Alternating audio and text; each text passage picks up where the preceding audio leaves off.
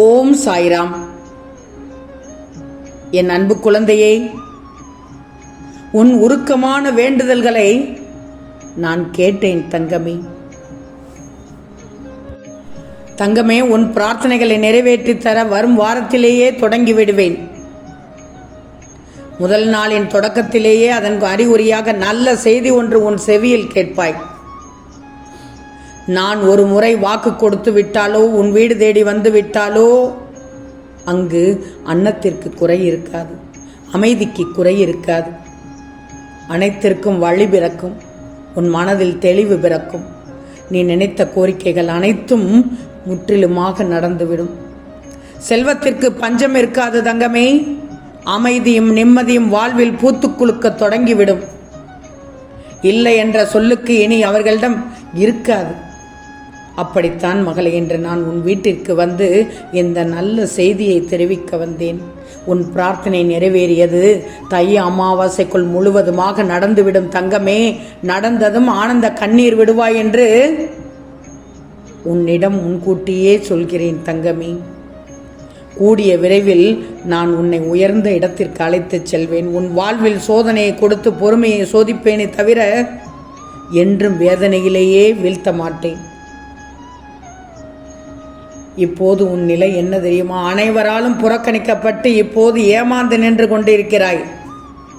தேவையில்லாமல் மனதை போட்டு வருத்தி கொள்ளாதே. நீ உன் வாழ்க்கையில் தத்தளித்துக் கொண்டிருக்கிறாய் என்பதை நான் அறிந்து கொண்டேன். ஒன்று மட்டும் நல்லா தெரிஞ்சுக்கோ தங்கமே, எந்த கஷ்டம் வந்தாலும் கவலைப்பட்டு விடாதே.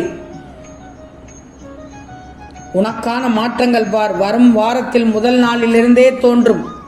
பொறுத்திருந்து பார். கண்மணியே, குற்றம் சொல்ல 1000 காரணங்கள் இருக்கலாம், ஆனால் மன்னிக்கவும் மறக்கவும் ஒரே காரணம்தான், அன்பு. அன்பு மட்டும்தான். உன்னை குறை கூறும் ஒருவனுக்கு உத்தமனாக இருக்கணும்னு நினைக்காதே. உன்னை நம்பும் சிலருக்கு நல்ல மனிதனாக இருக்க விரும்பு. கடினமான இலக்கை நோக்கி பயணம் செய்யும் போது இடையில் நம்பிக்கை இழந்து நின்று விடாதே. ஏன்னா நீ எவ்வளவு தூரம் கடினமான பாதையை நீ கடந்து வந்திருக்கிறாய் என்று நீயே திரும்பி பார்க்கும்போது, உன்னை இத்தனை தூரத்தை கடந்து விட்டோம், இன்னும் கொஞ்சம் தூரம் தானே கடந்து விட்டால் வெற்றி அடைந்து விடலாம் என்ற நம்பிக்கை உனக்குள்ளேயே பிறக்கும். நம்பிக்கைதான் வாழ்க்கை தங்கமே. நல்லது நடக்கும் உனக்கு. என் கண்மணியை, நாம் வந்து போகும் உலகத்தில் பிறந்திருக்கோம். அவரவர்களுக்கு என்ன வேஷம் கொடுக்கப்பட்டு இருக்கிறதோ அதை தவிர வேறு எதையும் முன்னால் செய்து காட்ட முடியுமா? முடியாது. எல்லையில்லாத அன்பை வைத்திருந்தேன், என்னை ஏமாற்றி விட்டார்கள் என்று மட்டும் புலம்பாதே. கடலுக்கும் ஓர் எல்லை வைத்திருக்கிறான் இறைவன். அதையும் மீறி சில வேளைகளில் இறைவன் வகுத்த எல்லையை கடல் தாண்டி வருகிறதல்லவா? இயற்கையின் சுபாவங்களில் சில நேரங்களில் தன்னை வெளிப்படுத்திவிடும். அப்படி இருக்கும்போது மனிதர்கள் எம்மாத்திரம் தங்கமே. என் செல்லமே, நீ உன்னை எப்படி வைத்துக் கொள்ள வேண்டும் என்று நினைக்கிறாயோ அப்படி வைத்துக்கொண்டு வாழ பழகிக்கொள். எதிலும் நன்மை வந்தாலும் தீமை வந்தாலும் உனக்கு அதில் ஓர் அனுபவம் கிடைக்கும். அதை வைத்துக்கொண்டு உன்னை திருத்திக் கொண்டு வாழ்ந்துவிடு. இன்பமானாலும் துன்பமானாலும் அதை நீயே சந்திக்க கற்றுக்கொள். அதை பகிர்ந்து கொள்வதற்கு ஒரு துணையை தேடாதே. அதை பகிர்ந்து கொள்வதற்கு நிச்சயமாக ஒரு துணையை தேடாதே, நபரை தேடாதே. உன்னை நீயே வருத்தி கொண்டது போதும். உனது நிலையை நினைத்து துக்கம் கொள்கிறாய். இதையெல்லாம் சமாளிக்கலாம் என ஒருமுறை நினைக்கிறாய், மறுமுறை இதை எப்படி சமாளிப்பேன் என்று சோர்ந்து விடுகிறாய்.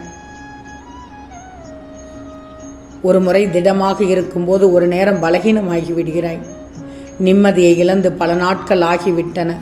வேண்டாம் செல்லமே, உன்னை நீயே வருத்தி கொண்டது போதும். கண்ணீரை துடைத்துக்கொள், மனதை ஊக்கப்படுத்து.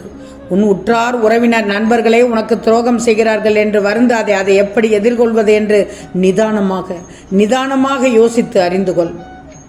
நட்பு இல்லாமல் பணம் ஒன்றை மட்டுமே குறிக்கோளாக கண்ட இவர்களுக்காக நீ கவலை கொள்ளாதே. பாசம் இல்லாமல் பணம் ஒன்றை மட்டுமே குறிக்கோளாக கண்ட இவர்களுக்காக நீ கவலை கொள்ளாதே. உன் பிரச்சனை பாதியாகிவிடும் தங்கமே. ஏன்னா உன் பிரார்த்தனை வரும் தை அமாவாசைக்குள் நிறைவேறிவிடும். செல்வமே, அன்பே உருவான என் பிள்ளையான நீ உன்னை சுற்றி உள்ளவரிடம் எல்லையில்லாத அன்பை காட்டுகிறாய். எந்த எதிர்பார்ப்பும் இல்லாத அன்பைத்தான் நீ காட்டுகிறாய். ஆனால் அவர்களோ அந்த அன்பை உதாசீனப்படுத்தும் போது அல்லது உன்னை ஏமாற்றி செல்லும் போது செய்வதறியாது தவித்து நிற்கிறாய். உன்னை சுற்றி உன்னை வாழ்த்த மனமில்லாதவர்கள் இருப்பார்கள். அவர்களை பற்றியெல்லாம் கவலைப்படாதே. உன்னை சுற்றி உன்னை வாழ்த்துபவர்கள் இருப்பார்கள். அந்த வாழ்த்துபவர்களையும் தன்வசம் இழுக்க வேண்டும் என்று நினைப்பார்கள். உன்னை எப்படியெல்லாம் வெட்டி சாய்க்கலாம் என்றுதான் இருப்பார்கள். அவர்களை பற்றியும் கவலைப்படாதே. நீ எதை செய்தாலும் அதை குறை சொல்லும் மனிதர்கள் இருந்து கொண்டேதான் இருப்பார்கள். ஏன்னா அவர்களுடைய குணமே அதுதான். அவர்களுக்கு தெரியாது தான் தவறு செய்கிறோம் என்று, தவறாக பேசுகிறோம் என்று. அப்படிப்பட்ட குணம் உள்ளவர்களுக்கு எப்படி நல்லது நினைக்க மனது வரும்? உன் லட்சியம் எதுவோ அதை நோக்கி மட்டும் நீ பயணம் செய்து கொண்டே இரு.